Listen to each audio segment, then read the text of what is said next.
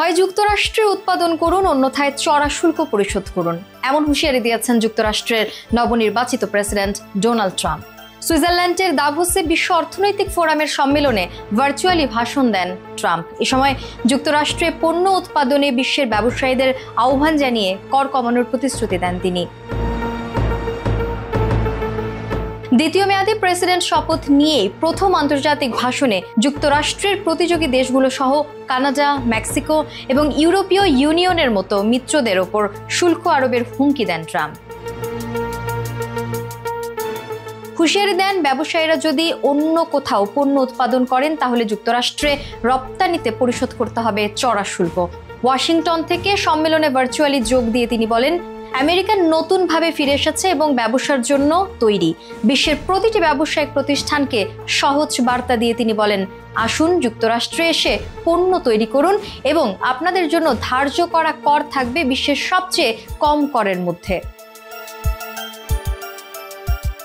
White হাউসে তার দ্বিতীয় মেয়াদ শুরুর 2 দিনের মাথায় যুক্তরাষ্ট্রে কর্পোরেট ট্যাক্স 21 থেকে 15% নামিয়ে আনার ঘোষণা দেন ট্রাম্প। তবে সেই সিদ্ধান্ত কার্যকরে প্রয়োজন রিপাবলিকান নিয়ন্ত্রিত কংগ্রেসে তার রাজনৈতিক মিত্রদের সম্মতি।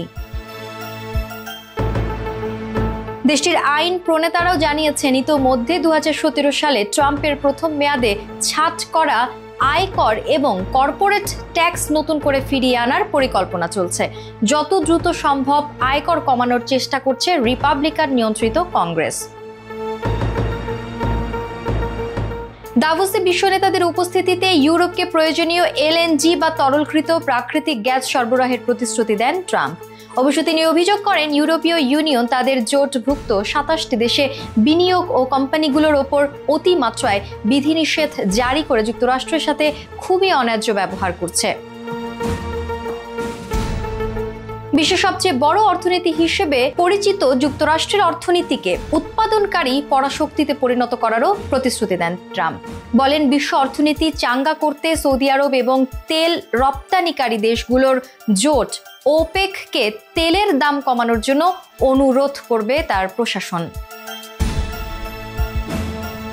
তিনি আরও বলেন, যুক্তরাষ্ট্র বিশ্বের দ্বিতীয় বৃহত্তম অর্থনীতি, চীনের সাথে ন্যায্য সম্পর্ক চায়। ওয়াশিংটন বেইজিংয়ের প্রতিযোগিতামূলক সম্পর্কের বিষয়ে ট্রাম্প বলেন, আমরা সুবিধা নিতে চাই না, আমরা শুধু লেভেল প্লেইং ফিল্ড চাই।